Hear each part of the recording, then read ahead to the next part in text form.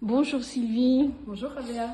Alors, nous nous trouvons en ce moment dans une école qui s'appelle l'école SIB et qui se trouve pas loin de Thameslot, qui est dans la région de Marrakech, où nous avons reçu une équipe qui nous vient de France, une équipe d'art thérapeutes, dont la présidente est Madame Sylvie Lamour. Et évidemment, elle est mieux placée que moi pour parler de ce qu'elle fait. Donc, je lui donne la parole. Merci beaucoup. Oui, je suis présidente de l'association Partage et Grandir qui organise des missions d'art-thérapie co-créative pour des publics humanitaires en France et à l'étranger. Et on a la joie d'être ici grâce à l'association du Cercle des Diamants qui nous a ouvert les portes de cette école en fait, avec les enfants de Thameslot pour pouvoir dessiner, se rencontrer et se découvrir aussi. Donc on est dans cette école pour apporter 3 ateliers d'art-thérapie. Nous faisons dessiner les enfants afin qu'ils puissent mieux se connaître, qu'ils puissent aussi parler d'eux-mêmes, en tout cas avoir un terrain d'expression pour leur sensibilité. Et on voit aussi dans cette école qu'ils sont déjà ouverts à la pratique artistique, parce qu'il y a des guitares, un piano, il y a un grand intérêt pour la culture, la lecture. Et tout ça, c'est grâce à l'association Arbalou, qui soutient beaucoup l'école et qui propose plein d'activités autour. Voilà, c'est bien ce qu'on a compris et on a pu rencontrer aussi des personnes de cette association qui font un travail extraordinaire auprès de ce public d'enfants. Alors nous sommes venus apporter notre part.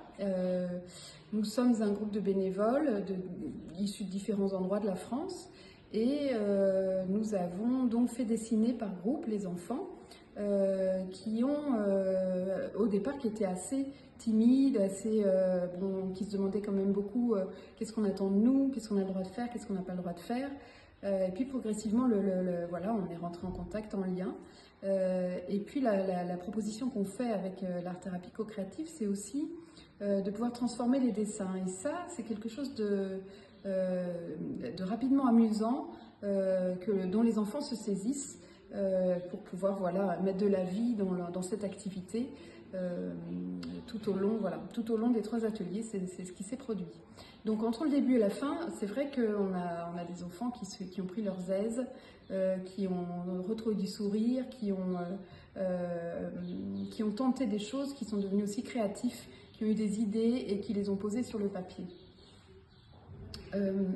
Peut-être pour dire 2 mots de l'art-thérapie, à quoi ça tend, quels en sont les objectifs, c'est vraiment pour apporter un mieux-être, un soin psychologique. En fait, le dessin va nous faire contacter des couches de la psyché qui sont profondes et qui se construisent avant toute cette partie cognitive où on apprend plus spécifiquement l'écriture, la lecture, on apprend à compter, toutes ces phases de l'apprentissage.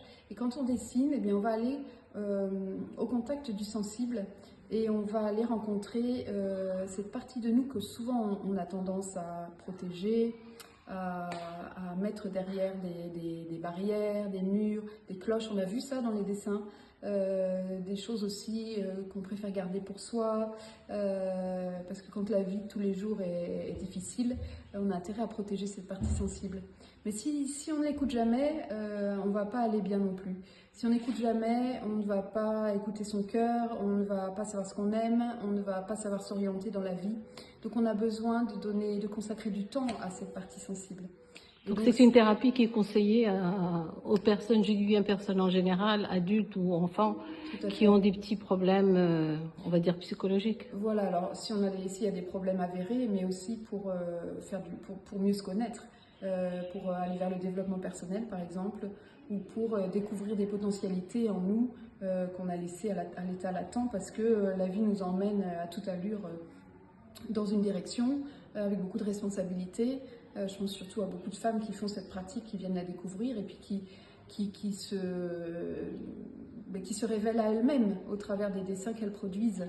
Donc il y a beaucoup de possibilités derrière cette art-thérapie. Et ce qui est très intéressant avec le public humanitaire, c'est qu'on va aller au contact des deuils, par exemple, qui sont en cours ou qui sont restés en suspens.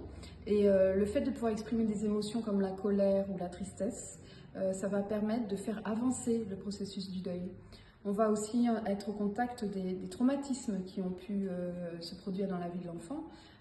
Et puis, finalement, le dessin va aider à pouvoir les exprimer. C'est ce que nous voyons sur ces dessins que les enfants ont fait depuis 3 jours. Voilà, en partie on voit des traumatismes, en partie on voit des émotions contenues. Là, ce que vous voyez, ce sont les dessins collectifs qui ont été faits le dernier jour autour du thème de l'eau, avec l'eau qui représente la vie, en fait, le vivant, le mouvement de vie, qui représente aussi les émotions et qui peut parfois être contenu. C'est ce qu'on a vu au départ. Et donc là, la proposition était de pouvoir libérer l'eau et de faire en sorte que l'expression des émotions devienne fluide.